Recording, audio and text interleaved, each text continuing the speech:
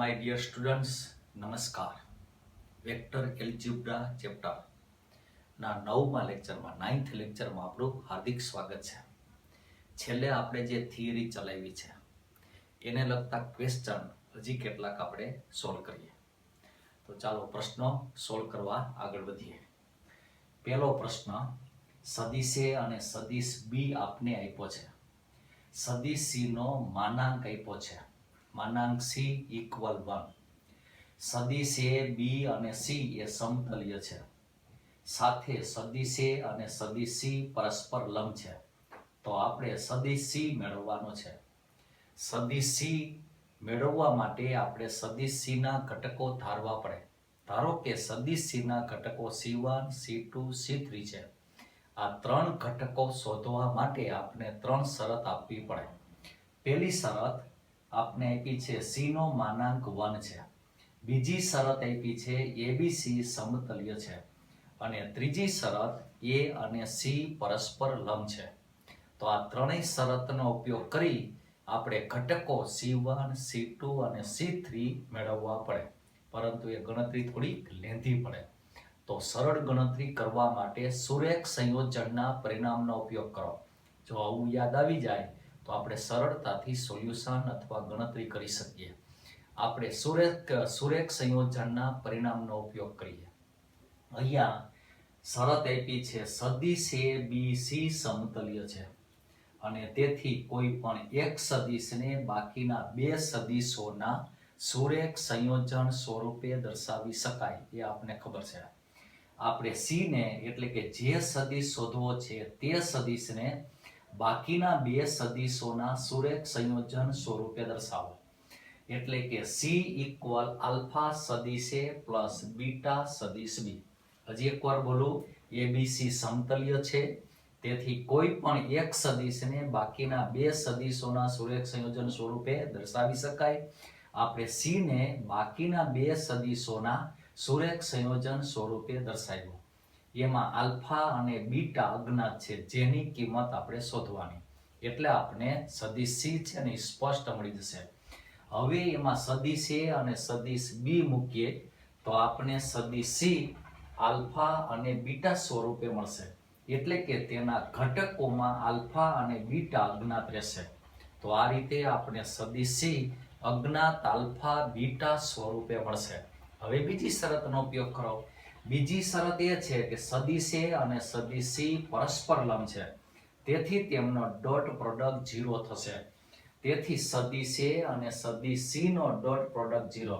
તેથી તમને આલ્ફા અને બીટાનો સંબંધ હોય એવું એક ઇક્વેશન મળશે.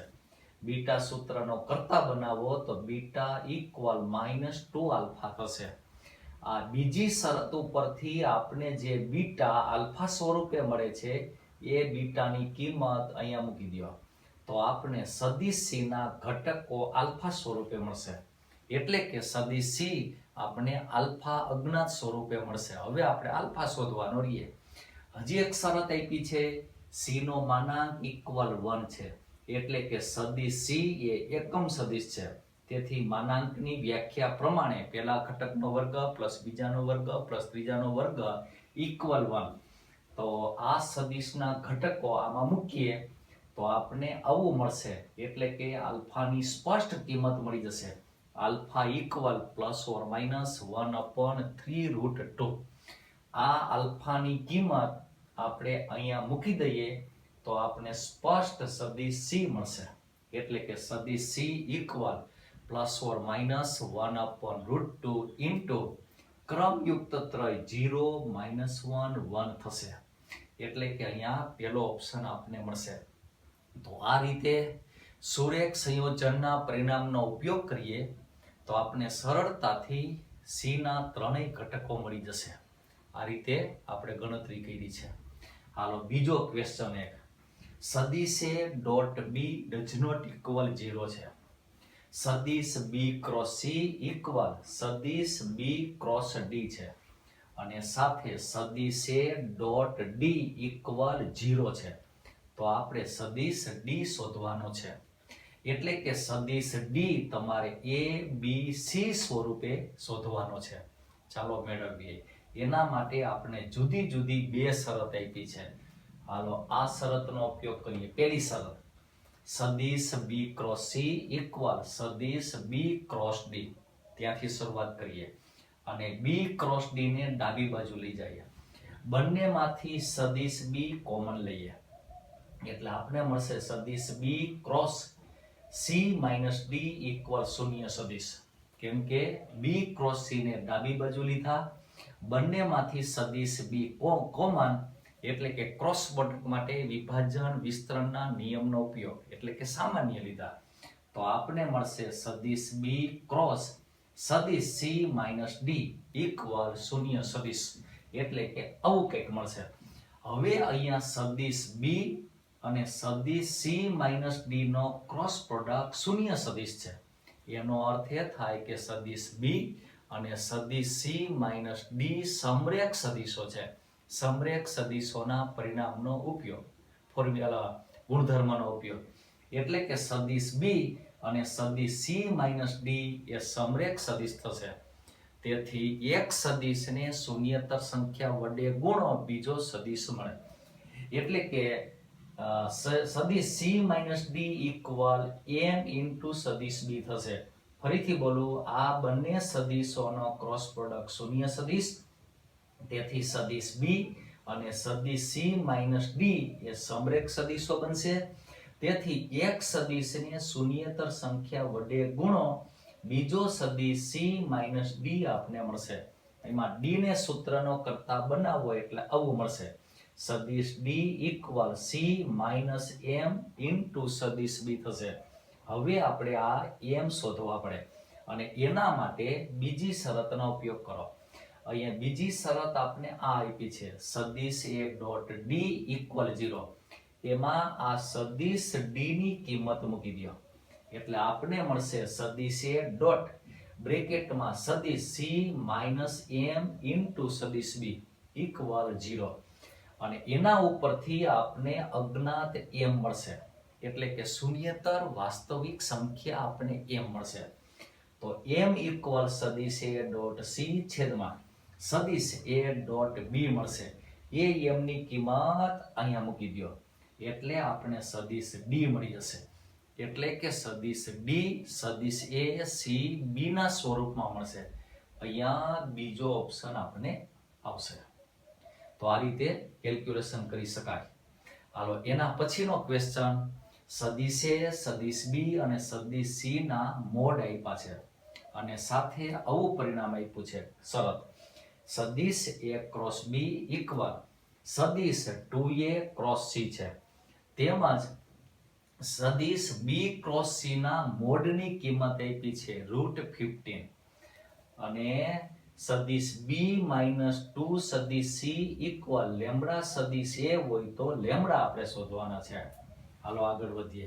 અહીંયા એક શરત આપી છે, ત્રણેય સદિશોના માન આપ્યા છે. બીજી શરત તમને ક્રોસ પ્રોડક્ટ સ્વરૂપે આપી છે. ત્રીજી શરત ક્રોસ પ્રોડક્ટનું માન આપ્યું છે અને સાથે આવા પ્રકારનું એક ઇક્વેશન આપ્યું છે. એમાં અજ્ઞાત લેમ્બડા છે જે આપણે મેળવવાના છે. હાલો આગળ વધીએ. તો આ શરતથી આગળ વધીએ જો આની મદદથી. તો સદિશ એ ક્રોસ બી ઇક્વલ સદિશ 2a ક્રોસ સી છે. આ સદિશ 2a ક્રોસ સી ને ડાબી બાજુ લઈ જઈએ અને બંનેમાંથી એ કોમન લઈએ પેલાની જેમ જ. એ કોમન એટલે કે ક્રોસ પ્રોડક્ટ માટે વિભાજન વિસ્તરણના નિયમનો ઉપયોગ કરીએ એટલે આપણે આવું મળશે. જો અહીંયા લખ્યું છે તો સદિશ એ ક્રોસ બ્રેકેટમાં સદિશ બી માઇનસ 2c ઇક્વલ શૂન્ય સદિશ થશે. કેમ કે ડાબી બાજુ લઈ જાઓ અને સદિશ એ કોમન એટલે આપણે આ મળશે. હવે સદિશ એ અને સદિશ બી માઇનસ 2c એનો ક્રોસ પ્રોડક્ટ શૂન્ય સદિશ છે.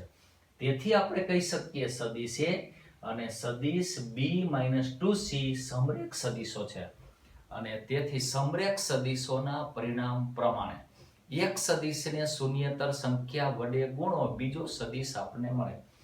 આ બંને સદિશોનો ક્રોસ પ્રોડક્ટ શૂન્ય સદિશ, તેથી સદિશ એ અને સદિશ બી માઇનસ 2c સમરેખ તેથી એક સદિશને શૂન્યેતર સંખ્યા લેમ્ડા વડે ગુણો, આપણે બીજો સદિશ b-2c મળશે. એટલે કે સદિશ b-2c = લેમ્ડા સદિશ a થશે. આવું આપણે મળશે. હવે તે લેમ્ડા આપણે શોધવો છે. એના માટે જુદી જુદી શરત આપણે જે આપી છે તેનો ઉપયોગ કરીએ. હવે અહીંયા બંને બાજુ માનાંક લઈએ, કેમ કે ડાબી બાજુનો સદિશ અને જમણી બાજુનો સદિશ સમાન, તેથી બંનેના મોડ સમાન. પરંતુ ડાબી બાજુ બે સદિશના બાદબાકીનો મોડ, એનું સાદું રૂપ આપવું હોય તો ફરજિયાત વર્ગ કરવો પડે. એટલે કે બંને બાજુ સદિશના માનનો વર્ગ કરીએ. એટલે ડાબી બાજુ મળશે આપણે mode vector b-2c = mode lambda into mod vector a એનો વર્ગ. બંને બાજુ મોડ અને સાથે વર્ગ લઈએ છીએ. ડાબી બાજુ માનાંકના વર્ગનું વિસ્તરણ, પેલા સદિશના માનનો વર્ગ ઓછા 2 ઇન્ટુ પેલો સદિશ ડોટ બીજો સદિશ પ્લસ બીજા સદિશના માનનો વર્ગ. તો આપને ડાબી બાજુ આવું મળશે. જમણી બાજુ મળશે lambda square into mod vector a નો સ્ક્વેર. કેમ કે લેમ્ડાનો વર્ગ કરો કે માનાંક લેમ્ડાનો વર્ગ કરો કાંઈ ફેર પડે નહીં. એટલે આવું આપણે મળશે. હવે એમાં મોડ a, મોડ b અને મોડ c ની કિંમત મૂકી દો, કેમ કે એ ત્રણેયની કિંમત આપણે આપી છે. તેથી આપણે આ સદિશ b.c અજ્ઞાત સ્વરૂપે રહેશે. હવે આપણે આ સદિશ b.c શોધવાના રહીએ, કેમ કે આપણે મોડ b નો વર્ગ મૂક્યો, એ જ રીતે મોડ c નો વર્ગ મૂકીએ છીએ, એ જ રીતે મોડ a ના વર્ગની કિંમત મૂકીએ છીએ. તો આપને આવું મળે છે 16 - 4 ઇન્ટુ એટલે સાદો ગુણાકાર સદિશ b.c પ્લસ 4 = લેમ્ડા સ્ક્વેર. આપણે તો લેમ્ડા શોધવા છે, તો હજી આપણે સદિશ b.c નડે છે. તો આની કિંમત શોધવા માટે હજી એક શરત આપણે આપી છે. કઈ શરત?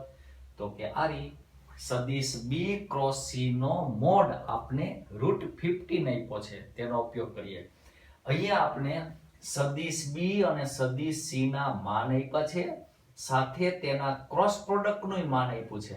તો આપણે ડોટ પ્રોડક્ટ મળે. તેની મદદથી લાંગ્રાન્જેના નિત્યસમનો ઉપયોગ કરીએ. જો લાંગ્રાન્જેના નિત્યસમનો ઉપયોગ આપણે કરીએ છીએ ઘણા બધા પ્રશ્નોમાં, તો લાંગ્રાન્જેના નિત્યસમ પ્રમાણે સદિશના ક્રોસ પ્રોડક્ટના માનનો વર્ગ ડોટ પ્રોડક્ટના માનનો વર્ગ બરાબર જે તે સદિશના માનના વર્ગનો ગુણાકાર. હવે એમાં જે કિંમત આપી છે તે મૂકી દો. એટલે કે b ક્રોસ c નો માન આપણે √15 વર્ગ કરો એટલે 15. આ બંનેનો માન આપ્યું છે વર્ગ કરો એટલે 16. તેથી આપણે મળશે મોડ સદિશ b.c = 1. માનાંક કાઢી નાખો. અહીંયા બે સદિશોનો ડોટ પ્રોડક્ટ એ વાસ્તવિક સંખ્યા દર્શાવે, અને વાસ્તવિક સંખ્યા ધન હોઈ શકે, ઋણ હોઈ શકે. તેથી સદિશ b.c = ±1 થશે. માનાંક છોડીએ છીએ એટલે આપણે આવું કંઈક મળશે. હવે તે b.c ની કિંમત અહીંયા મૂકવાની. હાલો પેલા 1 રાખીને મૂકીએ તો 4 4 ઉડી જશે. લેમ્ડા સ્ક્વેર = 16 આપણને મળશે. -1 રાખશું તો લેમ્ડા સ્ક્વેર = 24 મળશે. તેથી પેલા ઉપરથી લેમ્ડાની કિંમત મળશે ±4. બીજા ઉપરથી લેમ્ડાની કિંમત મળશે ±2√16. હવે એ લેમ્ડાની કિંમત આપણે અહીંયા મૂકવાની છે. અહીંયા મૂકવાની. તો લેમ્ડાની કિંમત +4 - ઓપ્શનમાં આપ્યો છે. એટલે કે લેમ્ડાની આ કિંમત આપણે ઓપ્શનમાં આપી છે, આ આપી નથી. તેથી અહીંયા સી ઓપ્શન થશે. તો આ રીતે લાંગ્રાન્જેના નિત્યસમનો ઉપયોગ, ક્રોસ પ્રોડક્ટ શૂન્ય છે એટલે સદિશો સમરેખ, અને સમરેખ સદિશોના પરિણામનો સાથે ઉપયોગ કરો એટલે આપણે લેમ્ડાની કિંમત મળશે. તો આ રીતે સોલ્યુશન કરી શકાય. એના પછીનો ક્વેશ્ચન, ભિન્ન બિંદુઓ a, b, c અને d હોય તો સદિશ ab ડોટ સદિશ cd પ્લસ સદિશ બીસી ડોટ સદિશ એડી પ્લસ સદિશ સીએ ડોટ સદિશ બીડી ઇક્વલ ખાલી જગ્યા. આપણે આ ડોટ પ્રોડક્ટના સરવાળાની કિંમત શોધવી છે. તો શું કરશું? તો કે એ ચારે ચાર બિંદુના સ્થાન સદિશ ધારી લ્યો. એક બિંદુનો સ્થાન સદિશ એ, બીજાનો બી, ત્રીજાનો સી, ચોથાનો સ્થાન સદિશ ડી. એ રીતે ધારી અને આગળ વધીએ તો ગણતરી થઈ જશે. હવે ગણતરી થોડીક સરળ કરવી હોય તો કોઈ પણ એક શિરોબિંદુનો સ્થાન સદિશ શૂન્ય સદિશ ધારી લ્યો. હાલો આપણે એનો ધાર લઈએ. સદિશ એનો સ્થાન સદિશ ધારો કે શૂન્ય સદિશ છે. બી નો સ્થાન સદિશ બી, સી નો સ્થાન સદિશ સી અને ડી નો સ્થાન સદિશ ડી છે. હવે એમાં કિંમત મૂકી દો. સદિશ એ બી એટલે આપણે મળશે સદિશ બી, કેમ કે બી ના સ્થાન સદિશમાંથી એનો સ્થાન સદિશ બાદ, પછી ડોટ. સદિશ સી ડી એટલે ડી માઇનસ સી થશે.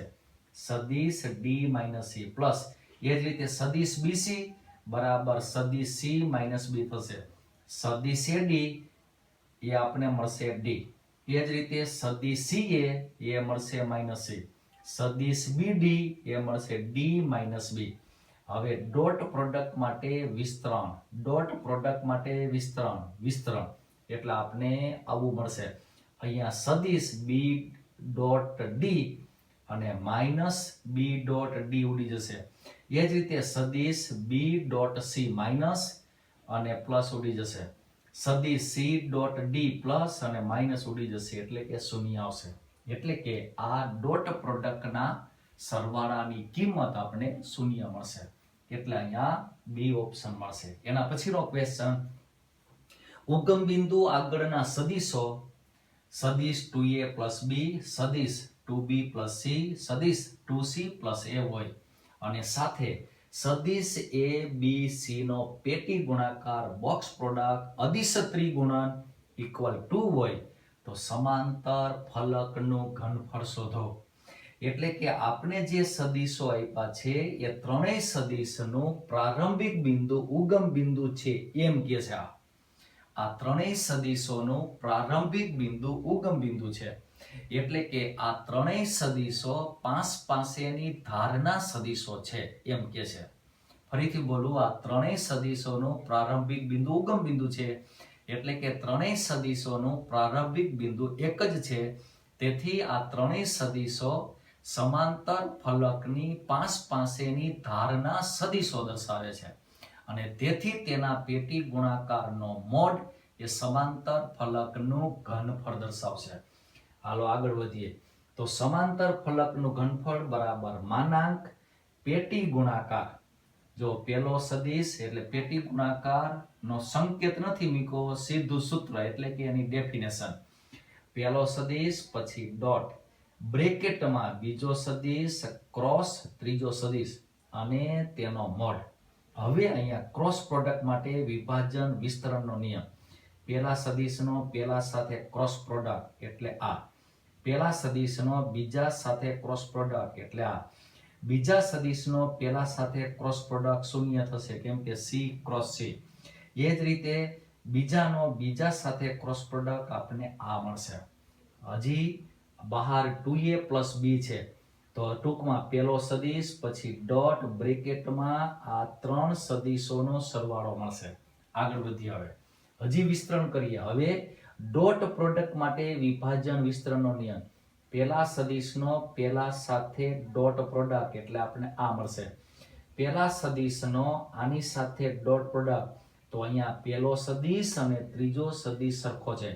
અંદર ક્રોસ પ્રોડક્ટ રહેશે અને બહાર ડોટ એટલે પેટી ગુણાકાર, પણ પેલો ત્રીજો સદિશ સમાન એટલે કિંમત શૂન્ય, જે તમને ખબર છે.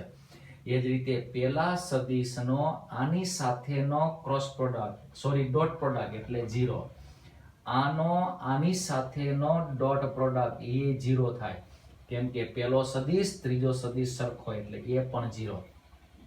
બીજા સદિશનો પેલા સાથે ડોટ પ્રોડક્ટ 0 થાય, કેમ કે પેલો સદિશ બીજો સદિશ સરખો એટલે પેટી ગુણાકાર 0. એ જ રીતે બીજા સદિશનો બીજા સાથે ડોટ પ્રોડક્ટ એ 0 થાય, કેમ કે બી સમાન છે. આની સાથે 0 થાય, આની સાથે રહેશે એ અછેલો થશે. તો પેલા સદિશ સાથે ડોટ પ્રોડક્ટ આ મળશે, બાકીનો પેલા સાથે બીજો, પેલા સાથે ત્રીજો, પેલા સાથે ચોથો, બીજા સાથે પેલો, બીજા સાથે બીજો, બીજા સાથે ત્રીજો, એ બધા શૂન્ય થઈ જશે અને બીજા સાથે છેલ્લાનો ડોટ પ્રોડક્ટ આપણને મળશે. હવે અહીંયા મોડની અંદર 8 સદિશે ડોટ બ્રેકેટમાં બી ક્રોસ સી, એ જ રીતે અહીંયા સદિશ બી ડોટ સી ક્રોસ એ છે. તો આ જુઓ બહાર ડોટ અને અંદર ક્રોસ એટલે પેટી ગુણાકાર છે. પેટી ગુણાકાર સદિશ એ બી સી, અહીંયા પણ એ જ છે પેટી ગુણાકાર સદિશ બી સી એ. એમાં સદિશને જમણી બાજુ એક ક્રમ સ્થાનાંતર કરો એટલે પેટી ગુણાકાર એ બી સી થઈ જશે. તો અહીંયા પેટી ગુણાકાર સાથે સહગુણક 8, અહીંયા 1 એટલે આપણને મળશે 9, એટલે કે 9 ઇન્ટુ એટલે સાદો ગુણાકાર સદિશે ડોટ બ્રેકેટમાં બી ક્રોસ સી. તેથી આપણે 9 કોમન નીકળશે કેમ કે 9 નો માનાંક 9. આ પેટી ગુણાકારની કિંમત આપણે 2 આપી છે એટલે 18 થશે. તો આ રીતે સમાંતર ફલકનું આપણને ઘનફળ મળશે. અહીંયા ક્રોસ પ્રોડક્ટ માટે વિભાજન વિસ્તરણનો નિયમ, પછી ડોટ પ્રોડક્ટ માટે વિભાજન વિસ્તરણ કરવાનું. એમાંય પેટી ગુણાકાર આવશે કેમ કે અંદર ક્રોસ અને બહાર ડોટ, એટલે જે પેટી ગુણાકારમાં સદિશો સમાન હોય, કોઈ પણ બે સદિશ સમાન તો તેની કિંમત 0 થાય એ આપણે ખબર છે. એટલે આ રીતે આપણે મળશે. એના પછીનો ક્વેશ્ચન, સદિશ A નો માન A છે, સદિશ B નો મોડ B છે, સદિશ C નો મોડ C છે અને સાથે સદિશ A ક્રોસ B ઇક્વલ સદિશ C, સદિશ B ક્રોસ C ઇક્વલ સદિશ A હોય તો આપણે A, B અને C ની કિંમત શોધવાની છે અથવા તેમની વચ્ચેનો સંબંધ નક્કી કરવાનો છે. તો આપણે અહીંથી શરૂઆત કરીએ. જો આ એક શરત આપી છે, બંને બાજુ સદિશ C વડે ડોટ પ્રોડક્ટ લઈએ એટલે આપણે ડાબી બાજુ આવું મળશે, સદિશ C ડોટ બ્રેકેટમાં A ક્રોસ B બરાબર C ડોટ C, એટલે સદિશ C ના માનનો વર્ગ અને સદિશ C નું માન એટલે સ્મોલ c, એટલે સ્મોલ c સ્ક્વેર થશે. એ જ રીતે આમાં બંને બાજુ સદિશ A વડે ડોટ પ્રોડક્ટ લઈએ એટલે સદિશ A ડોટ બ્રેકેટમાં સદિશ B ક્રોસ C ઇક્વલ સદિશ A ડોટ A, અહીં લખ્યું છે એટલે આપણે આવું મળશે. પરંતુ કોઈ પણ સદિશનો પોતાની સાથેનો ડોટ પ્રોડક્ટ એટલે તેના માનનો વર્ગ, પરંતુ તેનું માન A આપ્યું છે એટલે A વર્ગ. તો આ જુઓ આ સદિશ C ડોટ બ્રેકેટમાં A ક્રોસ B એટલે પેટી ગુણાકાર કેમ કે અંદર ક્રોસ પ્રોડક્ટ અને બહાર ડોટ પ્રોડક્ટ. તો આ પેટી ગુણાકાર સદિશ C A B બનશે. ડાબી બાજુ એક સ્થાન ખસેડો એટલે પેટી ગુણાકાર ABC થઈ જશે. અહીંયા પેટી ગુણાકાર ABC છે એટલે કે ડાબી બાજુ બંનેની સરખી થશે, તેથી જમણી બાજુ સરખી બને એટલે c² બરાબર a², તેથી A બરાબર C થશે. અહીંયા પ્લસ ઓર માઇનસ નહીં આવે કેમ કે A અને C એ સદિશોના મોડ માન મૂલ્ય દર્શાવે છે એટલે A ઇક્વલ C આવશે. હવે A ઇક્વલ C તો કે કેમાં છે તો કે જો B વિકલ્પમાં છે A ઇક્વલ C અને અહીંયા પણ છે C ઇક્વલ A, એનો અર્થ એવો કે B અથવા D બેમાંથી કોઈ પણ એક આવશે. હવે એના માટે આપણે B શોધવો પડે. હાલો A મેળવવા માટે આગળ વધીએ. ફરીથી આ શરતનો ઉપયોગ કરીએ. આ C સદિશની કિંમત અહીંયા મૂકો અથવા સદિશ A ની કિંમત અહીંયા મૂકો. આગળ આપણે એ રીતે કર્યું છે. તો આ સદિશ C ની કિંમત આમાં મૂકીએ, તેથી આપણે મળશે સદિશ B ક્રોસ સદિશ C ના સ્થાને આ કિંમત એટલે A ક્રોસ B બરાબર સદિશ A. હવે અહીંયા અંદર ક્રોસ પ્રોડક્ટ, બહાર ક્રોસ પ્રોડક્ટ છે તો એ શું દર્શાવે તો કે સદિશ ત્રિગુણન દર્શાવે. અને સદિશ ત્રિગુણનના સૂત્રનો ઉપયોગ કરો. પહેલા સદિશ સાથે ત્રીજા સદિશનો ડોટ પ્રોડક્ટ ઇન્ટુ બીજો સદિશ ઓછા પહેલા સદિશનો બીજા સદિશ સાથે ડોટ પ્રોડક્ટ ઇન્ટુ ત્રીજો સદિશ બરાબર સદિશ છે. પરંતુ સદિશ B ડોટ B એટલે B². શા માટે તો કે સદિશનો પોતાની સાથે ડોટ પ્રોડક્ટ એટલે માનનો વર્ગ અને સદિશ B નું માન સ્મોલ b એટલે આવશે આ B² ઇન્ટુ સદિશ A. અહીંયા સદિશ A ડાબી બાજુ લઈ જાઓ, બંનેમાંથી સદિશ A કોમન લ્યો તો આપણે સહગ ગુણક તરીકે B² - 1 રહેશે. એટલે કે આપને આવું રહેશે b² - 1 ઇન્ટુ સદિશ એ ઇક્વલ આને લઈ જાઓ જમણી બાજુ એટલે સદિશ એ ડોટ બી ઇક્વલ સદિશ બી થશે. આવું આપણને મળશે. આપણે બી ની કિંમત શોધવી છે તો આપણે આ નડે છે હજી એટલે કે સદિશ એ ડોટ બી ની કિંમત આપણી પાસે આવી જાય તો થઈ જાય. હવે એ કિંમત આના ઉપરથી વિચારીએ. જો સદિશ બી ક્રોસ સી ઇક્વલ એ છે.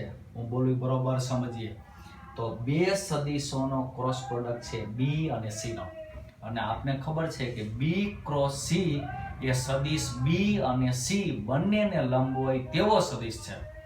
બી ક્રોસ સી એ બી અને સી બંનેને લંબ હોય તેવો સદિશ છે અને બી ક્રોસ સી બરાબર એ છે. તેથી સદિશ એ બી અને સી બંનેને લંબ થશે એટલે કે સદિશ એ સદિશ બી ને લંબ થશે. તેથી તેમનો ડોટ પ્રોડક્ટ 0 થાય એટલે કે a ડોટ બી બરાબર 0 થાય. એ અહીંયા મૂકી દો એટલે કે શૂન્ય સાથે કોઈ પણ સદિશનો ગુણાકાર સાદો ગુણાકાર એટલે શૂન્ય સદિશ. આ બંનેનો ગુણાકાર શૂન્ય સદિશ છે પરંતુ સદિશ એ શૂન્ય નથી કેમ કે એનું માન મોડ મૂલ્ય આપ્યું છે એટલે કે બંનેનો ગુણાકાર શૂન્ય સદિશ. સદિશ એ શૂન્ય નથી તેથી b² - 1 ફરજિયાત 0 થશે. તેથી આપણે b બરાબર 1 મળશે એટલે કે અહીંયા બી ઓપ્શન આપણે મળશે. તો આ રીતે કેલ્ક્યુલેશન કરી અને આપણે ઓપ્શન અથવા એનો જવાબ લઈએ છીએ અને એકદમ સરળ કેલ્ક્યુલેશન છે. એકદમ સરળતાથી જવાબ મળી શકે છે.